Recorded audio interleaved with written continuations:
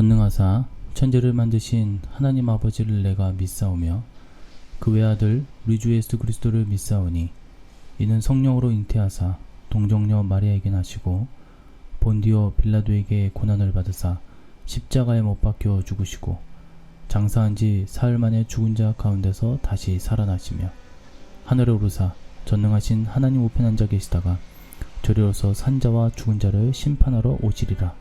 성령을 믿사오며 거룩한 공예와 성도가 서로 교통하는 것과 죄를 사하여 주시는 것과 몸이 다시 사는 것과 영원히 사는 것을 믿사옵나이다. 아멘. 왕과 총독과 번이게와 그 함께 앉은 사람들이 다 일어나서 물러가 서로 말하되 이 사람은 사형이나 결박을 당할 만한 행위가 없다 하더라. 이에 아그리빠가 베스도에게 이르되 이 사람이 만일 가이사에게 상소하지 아니하였더라면 석방될 수 있을 뻔하였다 하니라. 아멘. 할렐루야. 오늘은 사도행전 26장 30절에서 32절 바울에 대한 베스도와 아그리빠의 결론이라는 주제로 오늘 사도행전 26장 마무리 짓도록 하겠습니다. 지난 25장 전체의 결론은 바울이 무죄하였다라는 것입니다. 그리고 26장 전체를 통틀어 바울의 간증이 이어졌습니다. 그가 어떠한 삶을 살고 어떻게 예수님을 만났고 어떻게 사명을 감당했는지 그가 전한 증거의 내용은 무엇인지를 확인하였습니다. 이 모든 것을 들은 베스도와 아그리빠의 결론은 바울이 무죄하다라는 것입니다. 즉 25장에 이어 26장의 결론도 바울의 무죄함을 뚜렷이 밝히는 것으로 매듭지었습니다.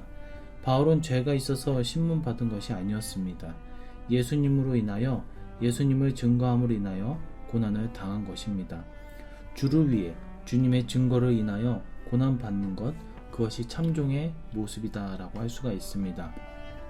그래서 오늘은 이렇게까지 바울이 변론하고 이런 여정과 과정 속에서 베스도와 아그리빠의 결론이 어떠했는지 오늘 말씀을 마무리 짓고 살펴보도록 하겠습니다.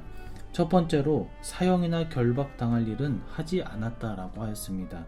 31절에 보니까 물러가 서로 말하되 이 사람은 사형이나 결박을 당할 만한 행위가 없다 하더라. 이는 주의 종의 결백함을 결국 세상 권세자들, 권력자들이 공적으로 확인하고 결론을 내었다라는 것입니다. 본문 중에 없다라고 번역된 원문 표현은 아무것도 없다, 어떤 것도 없다 등을 의미하는 우데이스를 쓰게 되는데 누가복음 23장 14절에서 15절의 말씀 보면 이르되 너희가 이 사람이 백성을 미혹하는 자라 하여 내게 끌고 왔도다. 보라, 내가 너희 앞에서 신문하였으되 너희가 고발하는 일에 대하여 이 사람에게서 죄를 찾지 못하였고 헤롯이 또한 그렇게 하여 그를 우리에게 도로 보내었도다. 보라, 그가 행한 일에는 죽일 일이 없느니라. 과거 예수님에 대한 빌라도와 헤롯이 무죄를 확인하였습니다. 마찬가지로 바울에 대해 베스도와 아그리빠가 공적으로 무죄를 확인하였습니다. 이처럼 바울은 철저히 어떤 거리낌도 없는 의로운 삶을 살았습니다. 두 번째로 상소하지 않았더라면 석방될 것이다 라고 했습니다. 32절의 말씀을 보니까 이에 아그리빠가 베스도에게 일러 이르되 이 사람이 만일 가이사에게 상소하지 아니하였더라면 석방될 수 있을 뻔하였다 하니, 이 본문은 바울이 본래는 무죄 방면되어야 함을 말하고 있는 것입니다. 본문 중에 석방은 헬라어로 아폴리오라는 단어를 쓰는데 방면하다, 풀어주다라는 의미가 있습니다. 사도행전 25장 24절에서 25절에 보면 베스도가 말하되 아그리빠 왕과 여기 같이 있는 여러분이여, 당신들이 보는 이 사람은 유대의 모든 무리가 크게 외치되 살려두지 못할 사람이라고 하여 예루살렘에서와 여기서도 내게 청원하였으나 내가 살피건대 죽일 죄를 범한 일이 없더이다. 그러나 그가 황제에게 상소한 고로 보내기로 결정하였나이다. 과거 베스도가 아그리빠에게 말한 것을 보십시오. 같은 말을 아그리빠가 베스도에게 하고 있는 것입니다. 말씀을 맺도록 하겠습니다. 바울은 철저히 하나님의 말씀을 전하는 곳 외에 어떤 죄가 없었습니다. 이것이 지난 25장, 26장까지 내용에서 반복 확인된 바입니다. 그럼에도 바울은 여전히 죄수의 신분, 결박된 처지에서 벗어나지 못했습니다. 이는 사실 바울이 자처한 것입니다. 그는 기꺼이 고난을 받는 것을 즐거이 여겼습니다. 그로 인해 그의 사역의 길이 어떻게 되겠습니까? 관원들에 의해서 철저히 보호 아래 로마로까지 전도의 길이 열리게 되는 것입니다. 하나님의 사역은 이처럼 사람을 통하여서, 하나님의 백성을 통하여서 놀라운, 그리고 사람이 감히 상상할 수 없는 방법과 섭리로 그 계획하심 속에 이루어 가시는 것을 오늘 바울을 통해서 우리는 볼 수 있었습니다. 한 사람 한 사람, 우리 성도님들도 각자의 삶 속에서 하나님께서 어떻게 사용하실 줄 모릅니다. 우리가 느끼는 고난과 고통이 어쩌면 하나님께서 지금도 우리를 계획하시고 움직이시고 우리를 더욱더 크게 사용하시기 위해서 그 길을 걷게 하는 것일 수도 있습니다.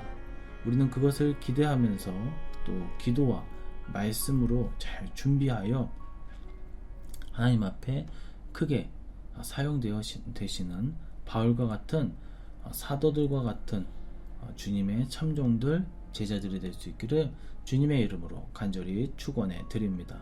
기도하도록 하겠습니다. 할렐루야. 하나님 아버지 감사합니다. 오늘 사도행전 26장 마지막으로 오늘 바울의 모습을 통하여서 그가 재판을 받을 때에 세상 권력자들의 결론을 살펴보았습니다.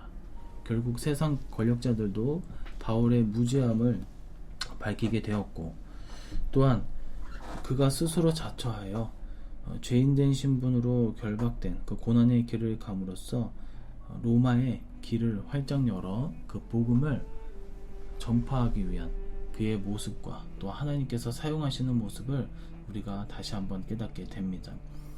우리도 바울과 같은 위대한 종이 될 수 있도록 은혜를 내려 주시옵시고, 사단의 권세를 물리칠 수 있도록 주님과 또한 내주하신 성령님의 그 귀한 그 능력으로 우리를 이끌어 세워 주시옵소서.